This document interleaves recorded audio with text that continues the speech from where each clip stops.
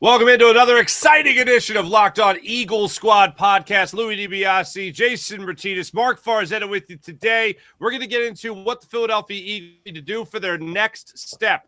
What's next in terms of making the adjustments to the adjustments that other teams are going to make when facing the reigning Super Bowl champions in the upcoming season. We'll break it all down and more on this edition of Locked On Eagles Squad podcast. Fly, Eagles, fly. It's the Eagles Squad, sponsored by Gametime.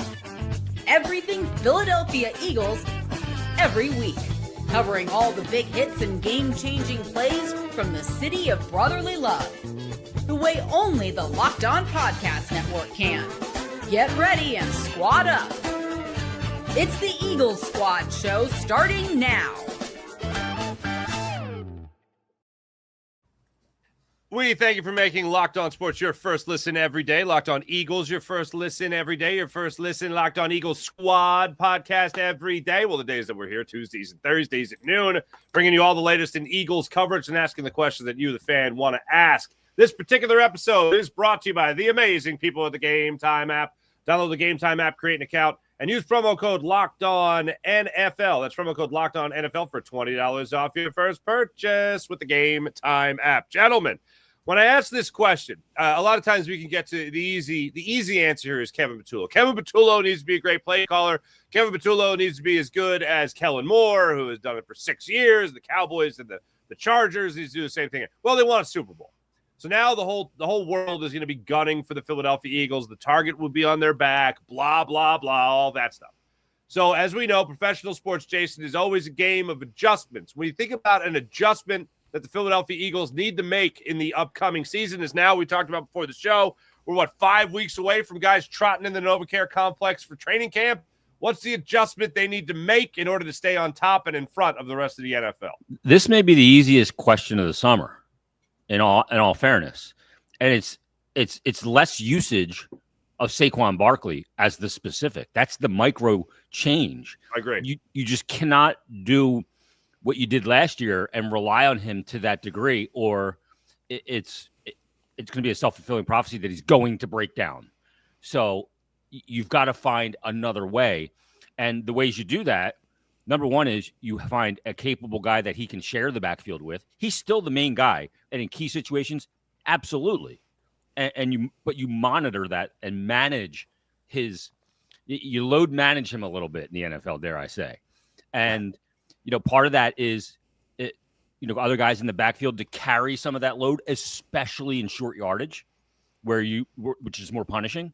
And then the other thing is you got to be a team that's going to, be able to pass the ball a little bit more to gain first downs, not rely on that rush the way they did last year. I mean, they had the highest rate of rushing the ball as any team they were the highest in the NFL last year.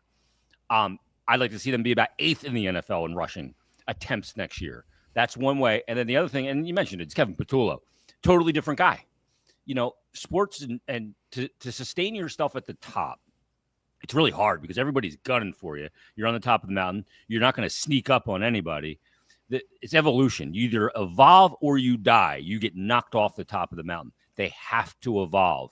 And there's always debate about Jalen Hurts. But to me, this is a situation where he goes into that next level as a passer and takes some of that load off the running game and keeps defenses guessing. It's all about that evolution of the offense. There's got to be evolution on the defense too. I don't worry about it with Vic Fangio. But Kevin Patullo is a bit of a wild card. So to me, that's the next step for this team, to not rely on the run to the same degree they relied on it last year. And I don't think you completely throw everything out from 2024. I mean, you won a Super Bowl for a reason. Saquon Barkley should still be the face of the offense, but Jason's right. He had a historic usage rate last year. Like the Eagles were, I believe, the majority of the year, 32nd in passing attempts. Jalen Hurts didn't even have 3,000 passing yards. Like there has to be more of a balance. It feels like every year a running back had that kind of usage. The next year doesn't go very well, and the Eagles witnessed that firsthand. DeMarco Murray had an incredible 2014 season with Dallas. 2015, he looked like a player that was completely washed. So that balance definitely needs to be brought in 2025. And to zoom in even further about the passing game, I think they need to do a better job of making up easy yards, easy completions. If you're going to give Saquon Barkley the ball less from a carries perspective, I'd like to see the screen game be a lot better. There is no reason the screen game should be as pretty much useless as it's been over the last couple of years when you have Saquon Barkley, Dallas Goedert's one of the best run after the catch tight ends in football. Devontae Smith is very underrated with the ball in his hands. So too is A.J. Brown. Tennessee Titans A.J. Brown was a rack kind of elite receiver, right? He's been a deep threat in Philly, but he was a short yardage, over the middle kind of guy with the Titans. I think they need to not only throw the football more, as Jason said, but I think they need to get the ball into their playmakers' hands easier, find easier yards, right? I think that was a big problem in 2023. They were always looking for the deep shot. It's like they were trying one of two things. I want to see more nuance in the passing game, get these guys the ball out quickly, like that Washington NFC title game. They were getting the ball out fast. Like, it doesn't have to be these complicated routes. Just get the ball into A.J. Brown's hands, especially over the middle of the field as well. I think there's certain areas of the passing game they need to focus on as well. Like the run game, I think needs to be balanced more. The screen game, get the ball over the middle of the field. I think Petula really needs to emphasize those kinds of things because even in years past when they've been an elite offense, they've kind of been lacking in those areas, I feel like, when they throw the football. They haven't been great in the screen game since Brian Westbrook. Which is crazy because they've had so many elite weapons. Like, why is it in a great offensive line? Is like, why can't we get the screen game going? It's been years since it's been useful.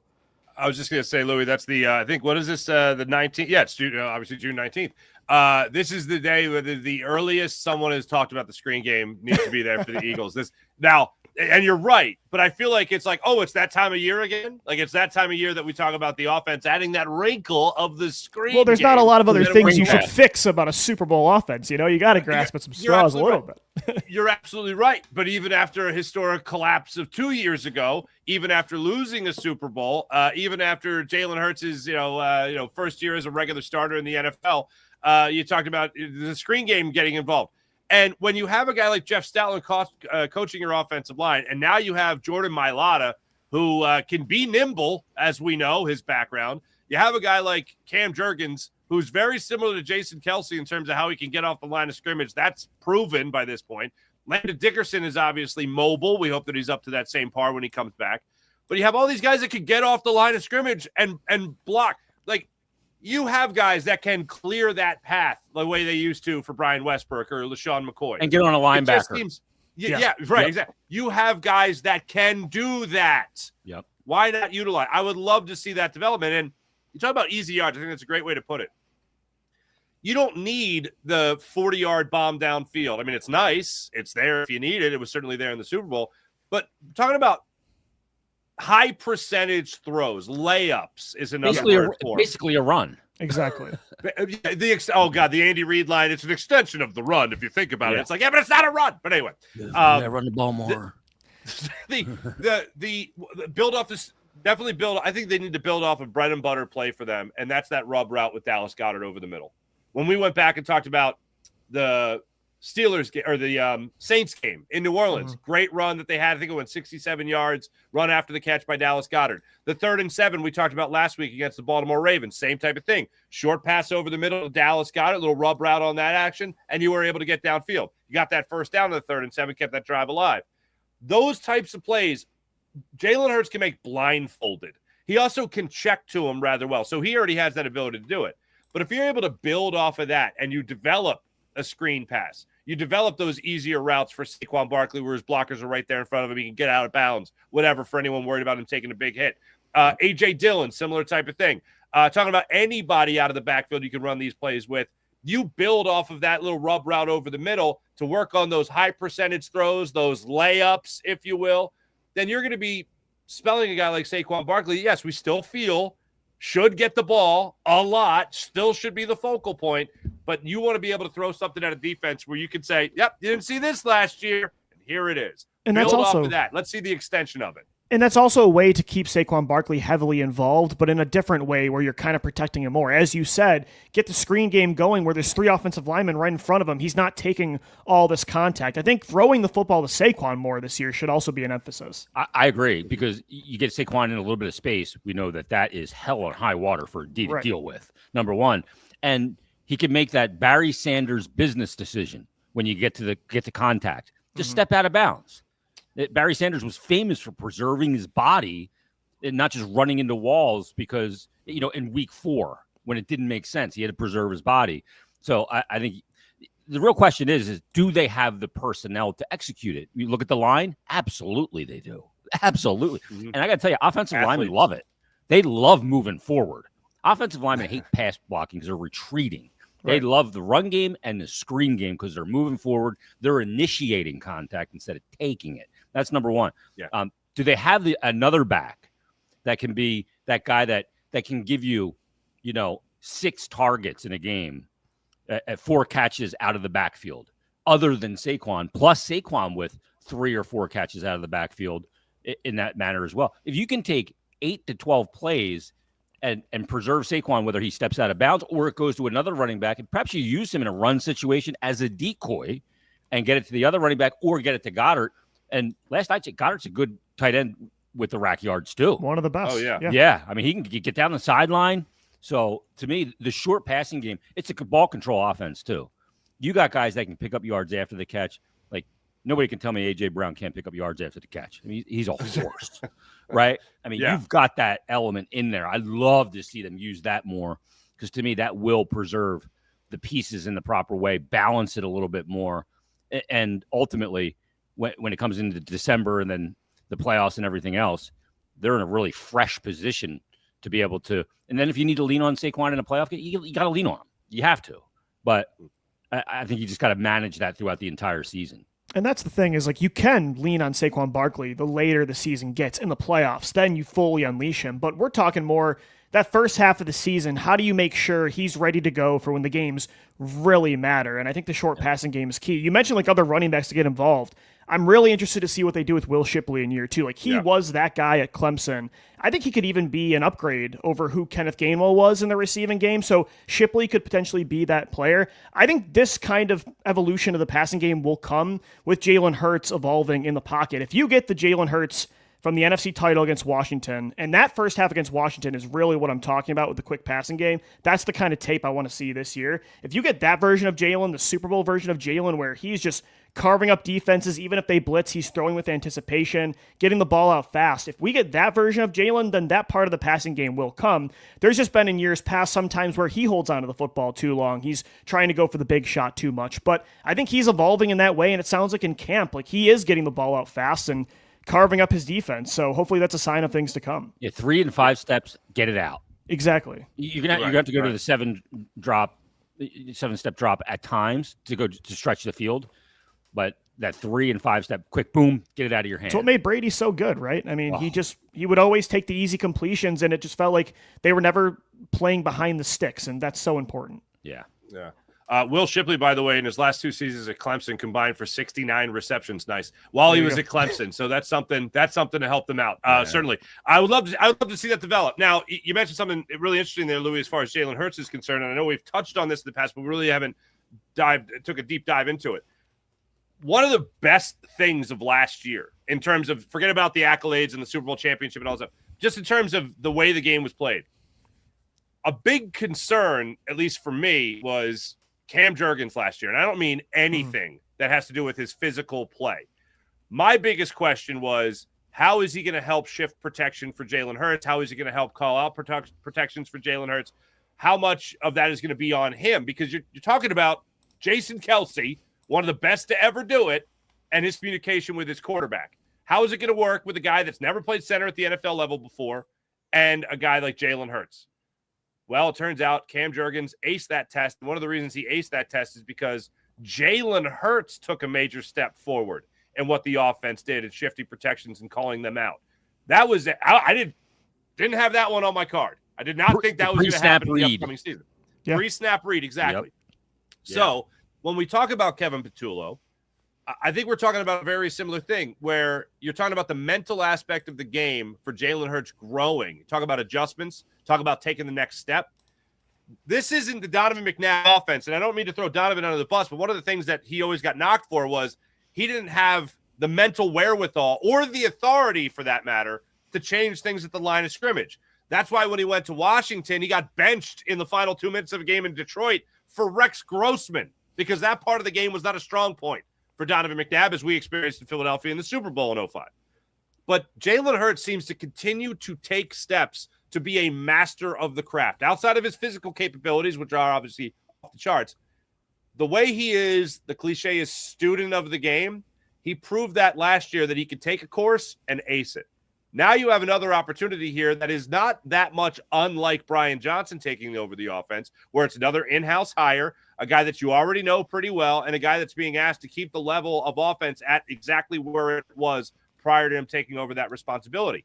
I think the Eagles, and Jalen Hurts in particular, are much more prepared for an in-house elevation than they were with Brian Johnson, Louie, when you look at Jalen Hurts taking even more responsibility with this offense. And that's the thing you have to think about. Last year was only his first year where he really had full responsibility pre-snap, where it wasn't up to Jason Kelce to check into things, check out of things. So Jalen Hurts has improved every single year in pretty much every weakness that he's ever had. I imagine this will get even better in year 2. And yeah, it's a new coordinator, but it's not a completely new offense. It's going to be a lot of the same things from last year and in years past when Nick Sirianni was running the offense, Shane Steichen, Brian Johnson. So I imagine like Jalen's going to be a huge part in making this passing game a lot more efficient. Although last year he kind of was a game manager for a majority of the season, letting Saquon Barkley take over, I think that helped him develop these skills of becoming a more efficient quarterback. And when the volume now increases this year, I'm projecting that the efficiency will be maintained, right? I think last year it was low volume, so he was efficient. Now, if there's more on his plate, will that be sustained? I think it will be. I think that was really important to teach him how to play clean football, because in 2023, a lot of times he had to do it, but he was kind of developing some hero ball tactics that even Wentz did at the end of his career, and it was a little bit concerning. Even though he was making big plays in the first half of the year, he was throwing a lot more picks. I feel like last year kind of helped him rein that in and kind of just play more efficient, clean football, and that's really important. Yeah, the big key to me, too, is going to be, throughout a long season is you're going to suffer injuries at some point. Yeah. A.J. Brown's going to miss a few games, or Devontae Smith's going to Goddard. It happened last year. They did last year, yeah. Yeah, and you could rely on Saquon in those spots. What do you do when that happens this year? That's the big question, is how do you handle when some of your receiving threats are out or not available, and how does he handle those situations? What is the chemistry like with the guys who are stepping in? Does he have that same level of confidence and comfort? When those guys, because A.J. Brown becomes a security blanket. Dallas Goedert's a huge security blanket for him, and I think will be this year. And I think it's one of the reasons why they really wanted to bring him back. They knew they had to have that element in their offense this year. So, when you get into the middle of the season, what does that look like? The other thing too is I always think back to the Denver Super Bowls, the Broncos. The first one, it was Terrell Davis, just a madman. And the second one was John Elway. They had to change because they just couldn't do it the same way. And they were a team that could do it two different ways, with a great running back and a great quarterback, Hall of Famer. And they did it. So you can do that. The same team can return a lot of the same team, but in a different form, with a different look that throws off opponents, because especially in the beginning of the year, the trend is going to be lock in on Saquon.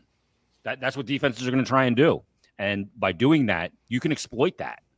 So I think it's going to be really interesting in the beginning of the year to see where Petula goes and Hurts' pre-snap reads and how he handles that stuff, changing at the line of scrimmage. Kelce was like Peyton Manning as a center, right? He was up, down, crouched, pointing everything out, calling it out, gyrating like Peyton Manning, like a coach on the field. And as you said, Hurts is a student of the game.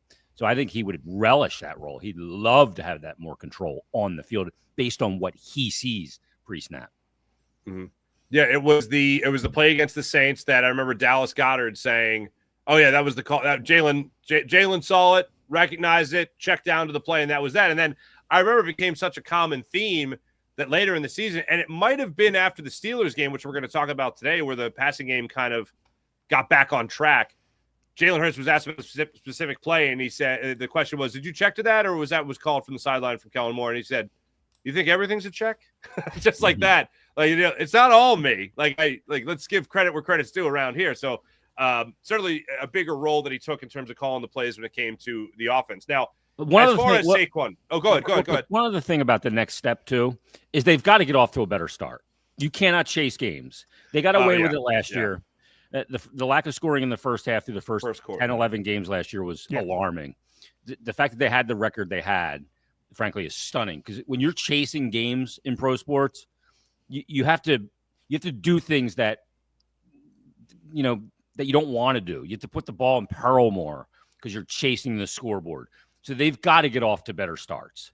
That is if they want to have success and really solidify themselves in the NFC again as a team top fighting for home field in the playoffs again, they've got to get off to better starts because they dodged that bullet last year. You're not going to dodge that bullet 2 years in a row if you're chasing games. Well, especially if you want to control possession and play the way the Eagles do, like that Pittsburgh game where they have a 10-minute drive and they're just running it down your throats. Like that's when the Eagles are playing at their best, is when they have a lead. They have the weapons to play from behind if they need to throw a lot, but you're right. Like this team is constructed to start fast and to just have a stranglehold on the lead and not give you the ball back. So yeah, that initial game script, those first 15 plays that they designed, they've got to be better. And with a new inexperienced play caller, like we'll see how that goes. That's something I'm going to be watching closely early in the year, because even during the Doug Peterson era, that was a problem. Was like in 2018 and 2019, first quarter starts, like with Press Taylor or Mike Groh running those offenses, it wasn't great always. So this team's kind of been dealing with first quarter issues since Super Bowl 52.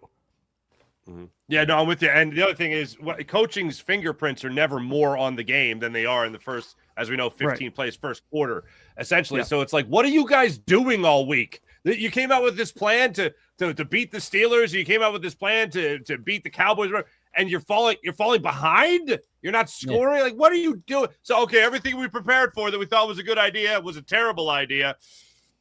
Time to improvise. Like that's not exactly a ringing endorsement of coaching. The thing that drove us nuts about that for years was you play against a team, they were 32nd in the NFL against the run. And those first 15 plays were all passing plays. You're like, wait a minute. This is a team that can't stop the run, establish the run, and that'll just open up the pass. And it was like, you guys got into the office at the NovaCare complex at 4:30 in the morning to come up with that? Like it was like, what are we doing? Like sometimes it's obvious what to do to start a game, but coaches sometimes they think that becomes predictable.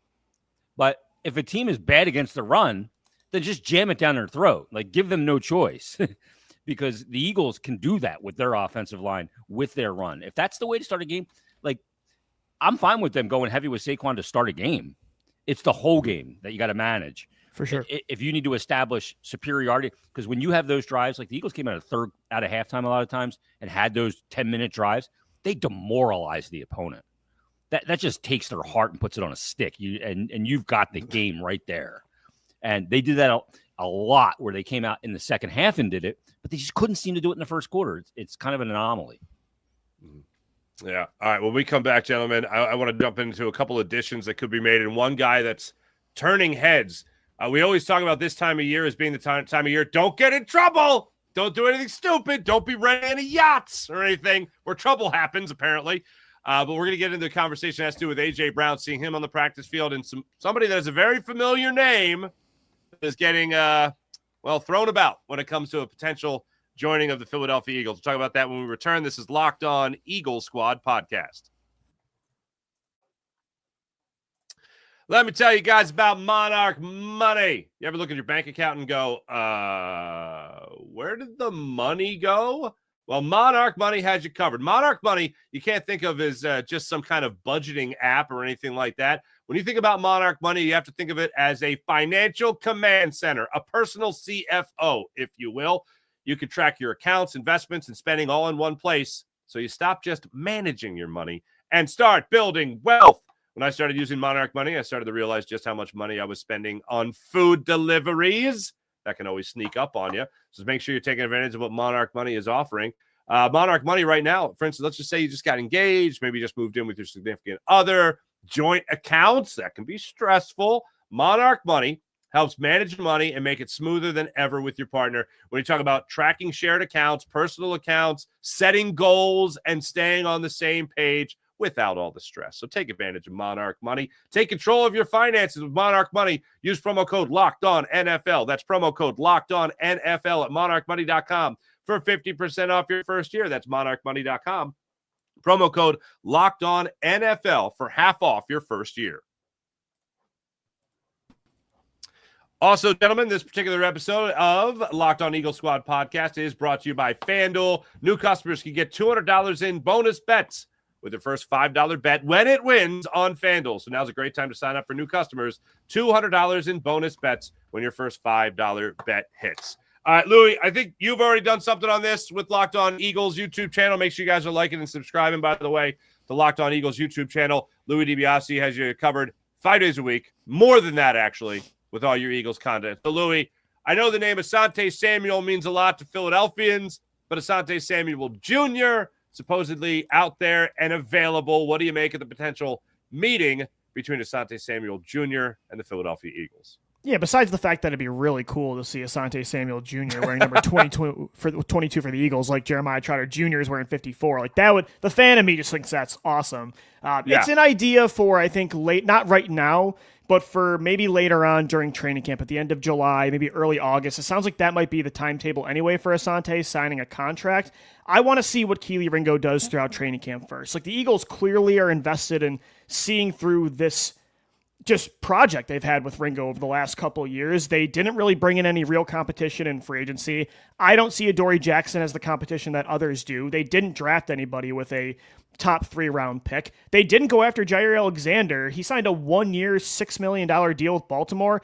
Reports where he turned down like higher contracts with other teams, but there's no way he would have turned down a contract with a better football team in the Eagles for more money when he could have started. That makes no sense. So that tells me the Eagles weren't involved in that either. So they clearly believe in Ringo. But let's say Ringo kind of has an up and down camp.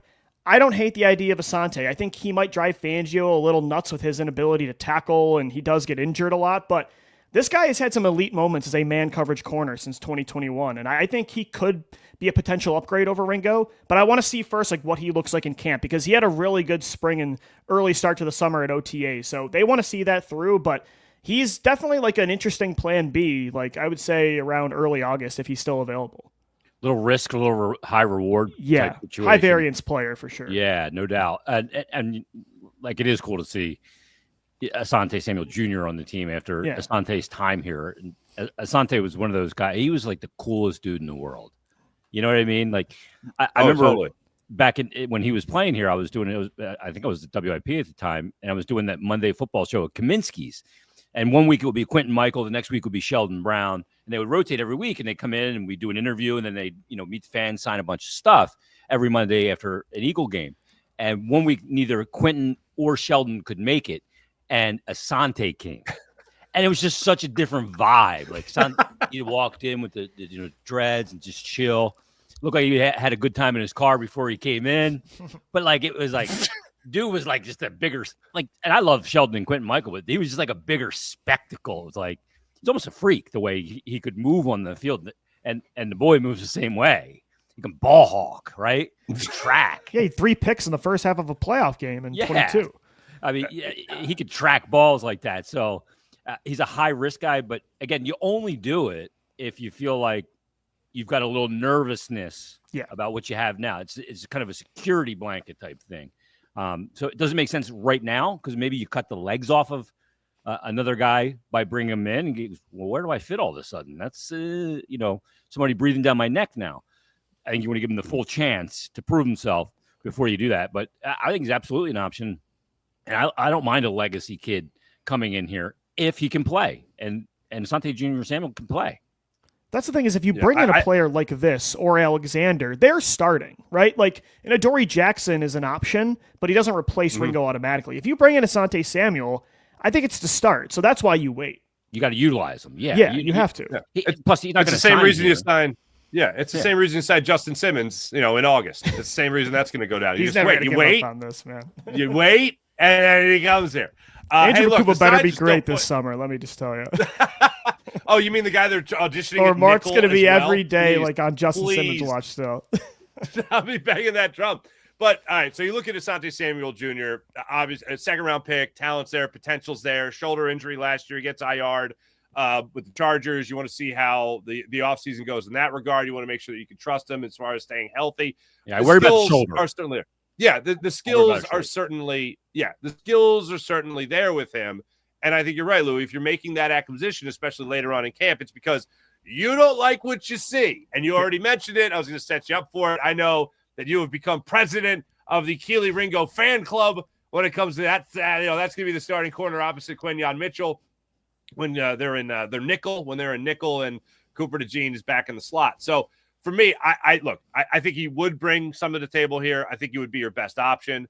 The Jair Alexander news was kind of surprising to me. I did see the report. We turned down more money. Whenever I see that, I'm like, okay, the agent's doing his job of making this guy look better, so whatever. Yeah. But the Asante Samuel Jr. thing, I don't think it happens. I don't think it has anything to do with any type of dramatic bad blood with his dad and the way it ended here in Philadelphia. I just don't think the Eagles are in that market just yet. I think they're going to see how this kid – I hate the wait-and-see approach, but I think the Eagles are taking the wait-and-see approach. They're going to see what Keely Ringo does against Adoree Jackson, see how those guys pan out. They're also going to see how Cooper DeJean responds to playing on the outside, playing a little safety as well, and then they're going to make a decision. Look, whether it's Justin Simmons or it's Asante Samuel Jr., they're going to make another acquisition, I believe, for the secondary when camp gets on. The level of that, if it's Asante Samuel Jr., I think you are looking at someone that's going to come in and be a starter, someone they're really looking at saying, oh, okay, we need this guy in here because this isn't good enough. Or it's going to be someone that they just add depth with at the position. That's the way I see that playing out. One thing I have to say, just to piggyback on what Jason was saying earlier about Asante Samuel Sr., one of my favorite things an athlete's ever said on his way out of the city he was currently playing in was, if the Eagles are tired of my big play-making ability, well, then I guess I don't have to be here anymore. And I just thought, it's a great mic chef's drop. Kiss. Chef's kiss. That is, that's the they best missed him instantly because that was Namdi and DRC took over after that, and they could have really used Asante in 2012. They won 4 games. I had like Men in Black, that Namdi, Dominique Rodgers-Cromartie era from my brain. Like, it was such a bad fit. They were having like Asante playing 15 yards off the ball on one side. It felt like they were playing like half zone coverage on one side, half man with Namdi. DRC's in the slot. He's never played in the slot in his life. Juan Castillo defense. I think that makes perfect sense. It looked like the way it did. Square peg round hole defense. Yeah. Well, the thing you need to be careful of here, though, is the guys not being available when they come to a conclusion. So you got to come to a conclusion rather quick. Yeah. Right. Yeah. It's not gonna drag on. I don't think they're gonna make a Nickel Roby Coleman acquisition, a Chauncey Gardner-Johnson acquisition. I don't think they're gonna do that where you're talking about like the last week of training camp and those guys. I mean, look, no one was looking at even Chauncey Gardner-Johnson as if he was some hot shot. He became that here in Philadelphia. But yeah, I think that they make that realization, it is going to be early in camp because you're right, Jason. Other teams are good. The Eagles aren't the only team going into this with problems. You know what I mean? Everyone else is trying to solve a problem. Asante Samuel Jr. like to just sit around not working to go, okay, I'm waiting on the Eagles. You know, you got to find a job. I think they've made their conclusion now. Like, they're at peace. If he signs elsewhere, that's fine. Like, right now, they're invested in Keely Ringo. It's in August, if things change, is he still an option? Like, even a Rasul Douglas is still in the open market. So there are still some available cornerbacks. And I think Zul this time fits the defense a lot better than he did with Jim Schwartz. So there's a couple options. But again, Keely Ringo is younger than Quinyon Mitchell. I think he has elite traits. Like, his 2023 tape down the stretch was really good. I thought he took strides last year, even in special teams as a tackler. That was a problem, I think, in the summer of 23 as a rookie. I really do think they believe in him. We'll see, though. I mean, there's a couple options, and I think Asante is one for now. I think they're at peace, though, if Asante, like, right now, they're not going to rush and sign him. And if he goes elsewhere, I think they're at peace with that. Did Rasul Douglas play safety at all for Buffalo, or was he strictly a corner? No, he just was outside corner. I'll never forget, though, Jim Schwartz played him at safety for like 3 snaps against the Giants on Thursday Night Football in 2018. I'm like, perfect, keep him there. And they never played him there again. Fair enough. All right, before we get into our 2024 rewind, I referenced it earlier. This is the time where Howie, Jason, I think you put it before, Howie doesn't want the phone calls for Big Dom. No. He wants Big Dom to enjoy a vacation. He doesn't want anything going off about, oh, there's some kind of problem and God knows where, and the drama is following. Don't want that. So what do we get? In the modern day of athletes, gentlemen, if it's not on Instagram, if it's not on the TikTok, didn't happen. You're just lazy, you're fat, and you're not working out, okay? So you better be posting your videos of working out. A.J. Brown posts a video of him running on an empty football field, like a high school football field, it looked like, running 22 miles per hour. Shouldn't be possible. Down the football field. Topless, I might add, looking like a damn gazelle out there, and just flying down, or I should say up, the football field. I know we say it all the time about a quarterback that you love. Jalen Hurts, I certainly apply it. That's my quarterback. Folks, that's my wide receiver. And in his words at the parade, when he was standing on the Art Museum steps, they called me a diva. They called me a malcontent. Well, guess what? Now they call me a bleeping champion. I'm here for it. I love every second of it. Jason, I bask in the offseason workouts like this. I don't know if people understand how running 22 miles an hour, how fast that is. Like, that is insane. That is massive. I think Usain Bolt ran like 25.6 or something like that. I'm not even kidding. Like, if you see like Connor McDavid skate, he gets up to like 23.5 miles an hour. You can skate faster than you can run. To run 22 miles an hour at that stature with that physique is absurd. Like, that's incredible. I mean, imagine the power behind that too, right? Because he's not just he's not just a fleet of foot speedster. He's a power guy. That is unbelievable. And damn it, if I could run 18 miles an hour, I'd be putting it on Instagram and TikTok. All the power to him. He's a guy. Look, during the season, there's going to be drama around him. There's always going to be. That's fine. But it's all in, and that's what's great about this team. It's all in how you manage that.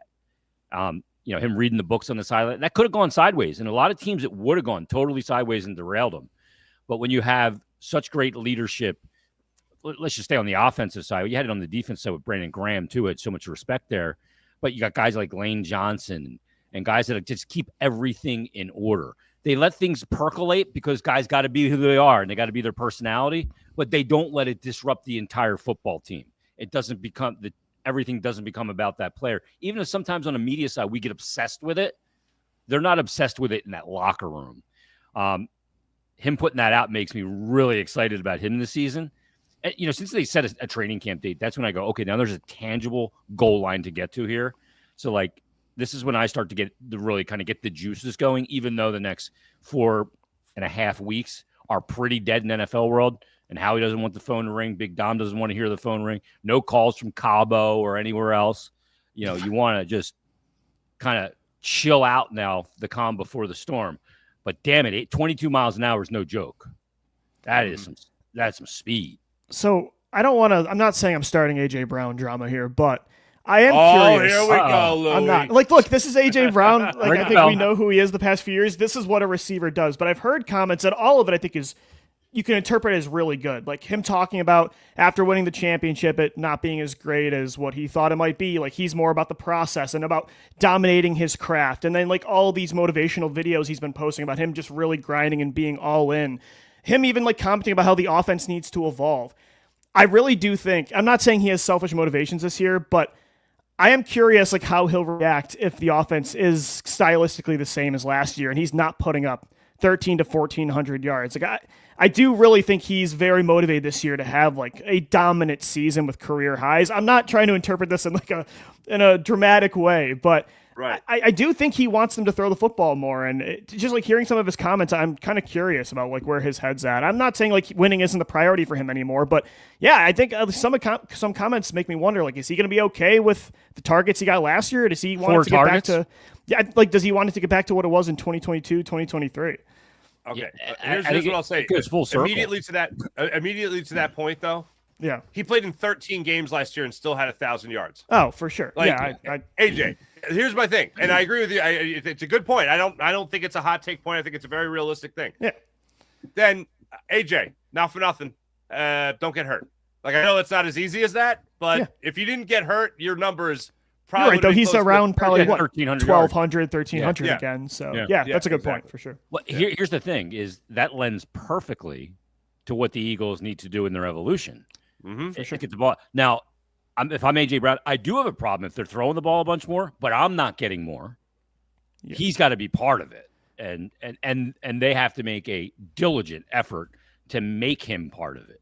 You can't say, okay, we're going to run the ball less this year. We're going to throw the ball more, but we're not going to throw the ball more to AJ Brown. He's going to have a problem with that because the ego of the wide receiver. If you're chucking it, I want to be targeted. So that's got to be on Petula's brain. You got to realize that Some of these wide receivers, they're bananas. That's how they're all wired. And that's why I'm not saying he's going to demand a trade. If they're winning games and it's because of the running game again, I'm not saying he's going to pout and, be up in arms and want out. But you can tell the receiver ego is peaking up this offseason where he's got a ring now, and it feels like he's like, okay, let me get mine now too. So I think you can have the best of both worlds with this, and it's a healthy balance. But I've just noticed that in some comments. Oh, yeah, he won a Super Bowl, or maybe two, Yeah. But, was he really that great? He was part of a great team, but was he that great? Yeah, so now he's going to want to go to some crap Give me team. the damn ball. Yeah, right. Mm-hmm. All right, when we come back, it's funny that we're talking about this whole thing because the game we're about to break down as part of our 2024 season rewind was the game that the passing attack got back on track. That even led Jalen Hurts after the game to say, is that what y'all wanted to see? We'll talk about the Eagles taking on the Steelers when we come back. This is Locked On Eagles Squad podcast on the Locked On Eagles YouTube channel real quick after this. So, fellas, let's teleport back in time to week 15 of last year when the Philadelphia Eagles were in the midst of their 10-game winning streak. Things were looking fantastic other than their moral loss, which was a win, against the Carolina Panthers. They won 22 to 16, excuse me. They go up against the Pittsburgh Steelers in South Philadelphia. Jalen Hurts coming off a horrible performance. A.J. Brown coming off that locker room statement about what the Eagles need to work on, and he just says passing. Jalen Hurts acknowledges that the passing game needs work. Nick Sirianni acknowledges the passing game needs work. All week we're talking about the drama's building in South Philadelphia. Is this finally going to come to a boiling point? And the Eagles responded with one hell of a game from their quarterback, Jalen Hurts, leading the Eagles in that game. Some impressive numbers that we'll get into, but most notably, going out there, executing, getting on the same page, offensive line, in tune. A.J. Brown has himself a good game.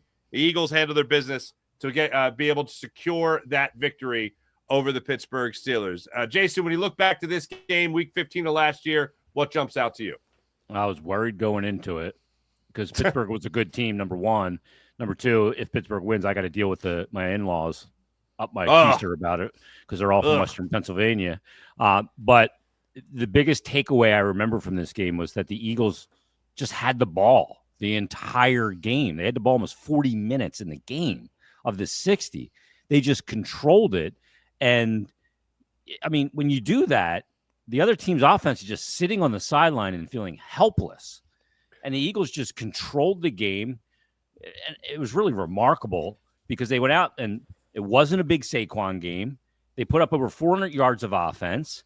And the way they bounced back from what was a poor performance the week before and kept this thing going, it was like, now you're right back to where you were 2 weeks prior, where you go, man, this team, they look special when you see this game. And it was just remarkable. I thought it was a remarkable performance, the way they handled Russell Wilson. Wilson, yeah. But yeah, it was just so dominant against a good team that knows who they are and what they are in Pittsburgh. And to come away with that win the way they did it, I thought was, okay, this team has got something special here.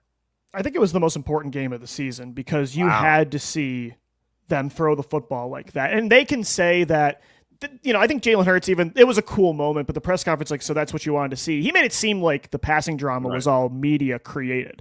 Yeah, Brandon Graham was on the airwaves that week and was openly talking about the tension between Jalen Hurts and A.J. Brown. Like, your star receiver was the one in the locker room saying the passing game was the issue. You guys all knew it too.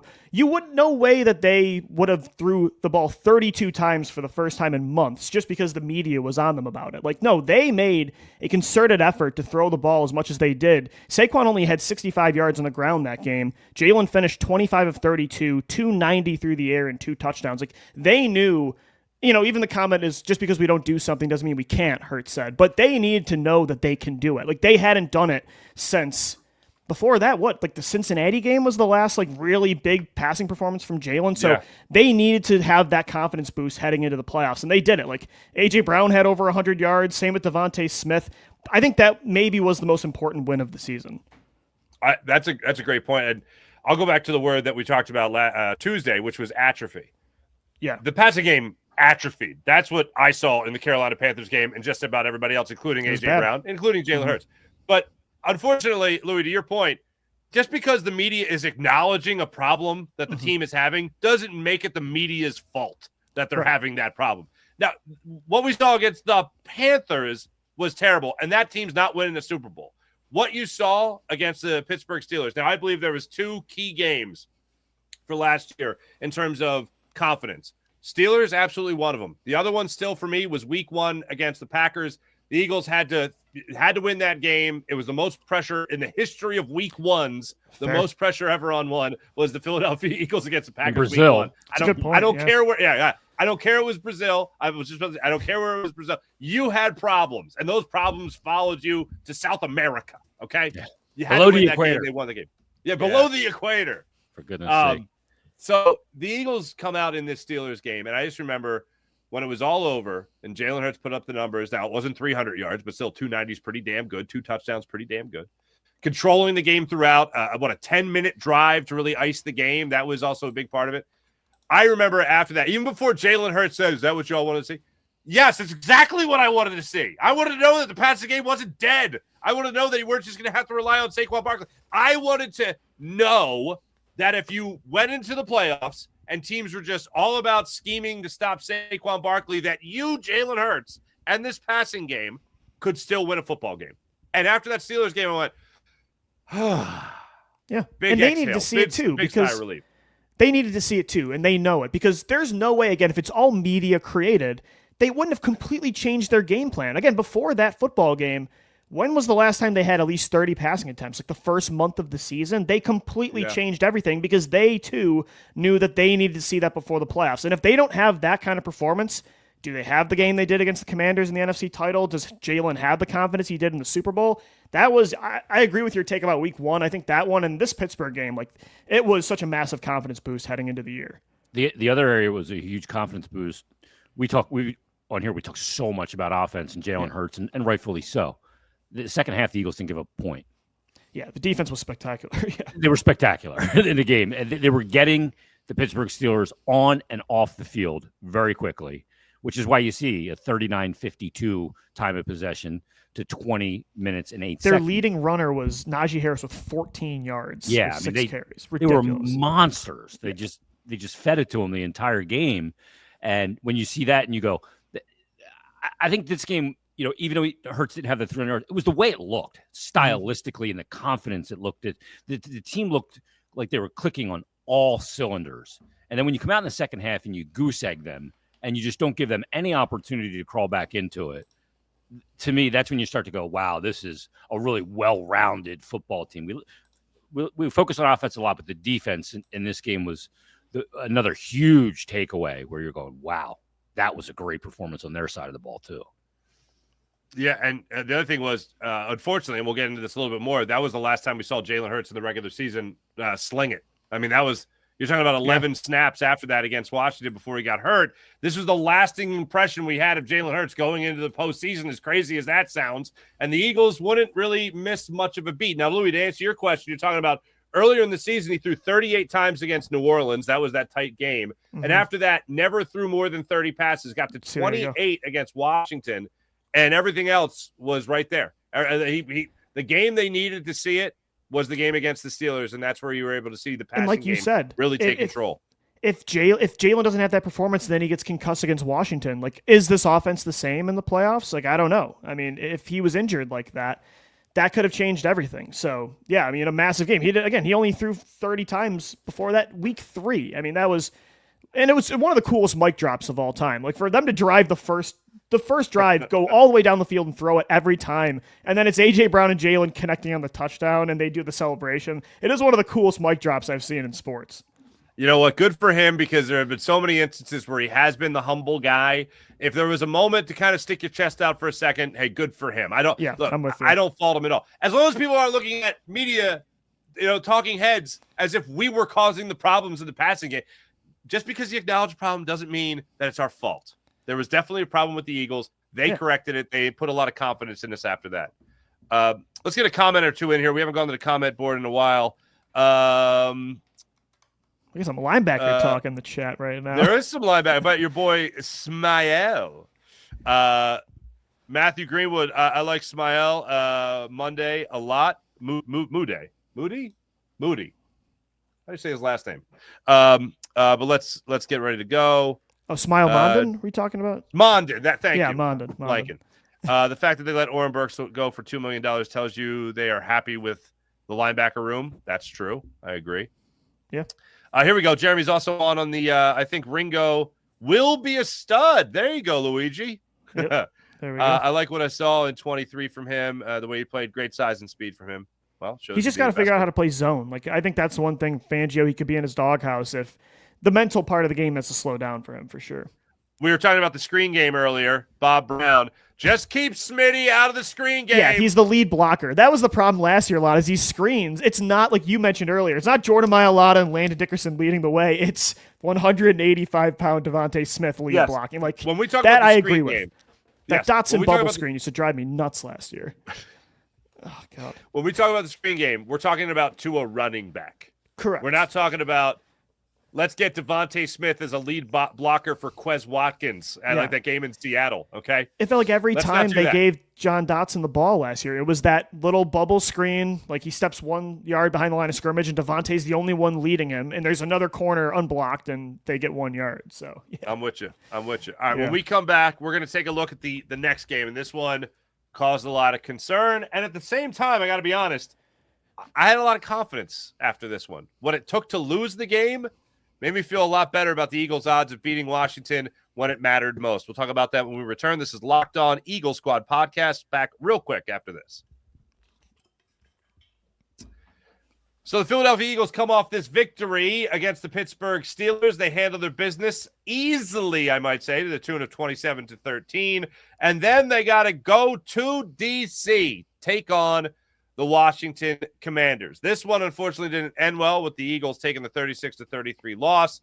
But the biggest takeaway from this one was that the Eagles did not have Jalen Hurts for all but 11 snaps. They had 11 snaps with Jalen Hurts before he scrambled to his left, made a great play, and unfortunately went down, was concussed, and taken out of the game. Kenny Pickett came in to replace him and kept the Eagles in the game. And unfortunately, there was a last-minute last-minute drop.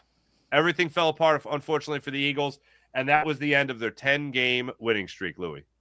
I remember this game having, even though it stunk that the win streak ended and Jalen was injured, I remember feeling so confident at the end of this game. Like, that's what it took for a really good Commanders team to take the Eagles down. It took a rare Devontae Smith drop. Like, remember, that's the play. Like, yeah, Jaden Daniels drove them down the field and had that huge confidence-boosting game-winning drive that the Commanders fans, I remember, have to, like, see, we can play with these guys. If we see them again, like, we can do it. But Devontae Smith catches that ball on third down 9 times out of 10, and it was a rare drop that unfortunately didn't allow the Eagles to put the game on ice. But I remember the defense forcing a lot of turnovers on Daniel, especially in the first half. When Jalen was out there for those first 11 snaps, they were kind of dominating. I just thought, like, this is such a complete roster that even if you lose Jalen Hurts, like, they can still compete with one of the best teams in the NFC. And that's why when they got the Commanders again in the NFC title, I really had no nerves about it. And it was a lot in part because of this game. Mm-hmm. Yeah, the other thing is you look at the way that game ended again. You talk about the Devontae Smith drop. Yeah. The Eagles got a field goal out of that instead of a touchdown. So you're talking about the opportunity there to go up 37, possibly to 28, kind of putting the game out of reach. They only get 33-28. Then you have Jalen Daniels march down the field. They're able to get the touchdown. I think it was to Crowder, Jamison Crowder. Yep. He came away with the touchdown. They take the lead. Eagles really couldn't do anything after that. 6 seconds left on the clock when they got the ball back, if that. So I wasn't certainly heartbroken. A rough one. I wasn't heartbroken. No, yeah. No, you figured you almost. This is weird to say, but you want your team to lose a game before heading into the playoffs, because to keep riding it to like 16 games or 15 games, I think it would have been 16 with the Super Bowl, would have been absurd. And you almost feel like you just need one. You just need to mix a loss in there. And it's not a big deal. It did put the home field a little bit in peril at the time, which was nerve-wracking. Mm-hmm. That's a good point. Because of Minnesota and you're kind of going, now they're going to have home field. They needed some things to go their way. But I think you had like Minnesota and New Orleans playing each other in like week 17 or 18 or something. So that helped. But you were okay. You go, okay, that Washington played their bag off. The Eagles played well, and without Hurts, we're still right there. They missed opportunities. I didn't come away from that game feeling deflated. I can tell you that. I said, okay, now up next you got the Cowboys and the Giants, and the Eagles came back and just beat the brakes off the Cowboys. And ugly game against the Giants in the last week of the season, but that is what it is when nobody's really playing for anything. So, I did. It was a loss, but it wasn't one that was shattering anybody's confidence. I felt like at the time. It is kind of crazy though that they only lost one other game before that, like with the Tampa loss, and then this was the only other loss the rest of the year, and Jalen didn't even play. So Jalen Hurts literally went undefeated, including winning a Super Bowl after that Tampa win. And an MVP Super Bowl. Yeah, unbelievable. Yeah. On top of it, again, take away the idea of I'm supposed to feel bad after this one, like it would have been manufactured. Cowboys fans, you know what just happened, right? Like it's like, what are we? You're dead now. Yeah, you mean to tell? Like, look, as great a year as they had, and they did, and Jane Daniels looks like the real deal, and whatever. They blow out the Lions in Detroit in the playoffs before coming to Philadelphia. But it was like, hold on a second here. Like, I really had to keep checking myself throughout the season, and certainly the Carolina Panthers game did help do this. But the Steelers put me right back in confidence, and then they lose Jalen Hurts in this game against the Commanders, and they lose because of a very uncharacteristic drop. And also, let's not forget, Kenny Pickett comes in the game, and I think it was his first possession. He throws an interception. They march down the field. He basically gives the Commanders 7 points right out of the gate. Here you go. So already you're like, all right, well, this wouldn't happen if Jalen was still in there. You probably bet your life on that one. And then I'm supposed to feel like the Eagles aren't still elite. Like, I had to keep checking myself through the season because even before the Super Bowl, I got to be honest, I was working through the game, thinking, leading up to it, I was like, okay, there's different scenarios. And I remember I said this to the guys I was working with. I was like, every time I work through this, I really got to talk myself out of that the Eagles are a historically incredible team. Like, they lose their quarterback in this game against Washington. Washington's a legit team, and they only lose the game by, 3 points? Yeah, 4 points? Yeah. Then they're rolling through the playoffs. They go up against the Kansas City Chiefs team that throughout the season were doing exactly what the Eagles did the year prior, which was they weren't blowing teams away. They were finding ways to win games. And every time I looked at that Super Bowl, I went, the Eagles should blow this team out. The only reason I'm not making that my official prediction is because Steve Spagnuolo is really good, Andy Reid's really good, Patrick Mahomes is really good. Then the regular season is not the Super Bowl, and the Chiefs are pretty damn good in Super Bowls. So for me, I just thought that this team was super elite, and I just found it so fascinating. In a game against one of the more elite opponents that you could face in the NFC, not just the NFC East, but the NFC, they were still a Devontae Smith catch away from totally icing that game in the final minutes of the fourth quarter. So I walked away from that game going, damn, Jalen Hurts comes back and he's healthy. Forget about it. This team is on another level compared to the rest of the NFL. You look at it. There's 2 games that they could have iced with 1 catch. 2 of their 3 losses were because of a drop. Saquon, yeah. Earlier in the year, it was the Atlanta game.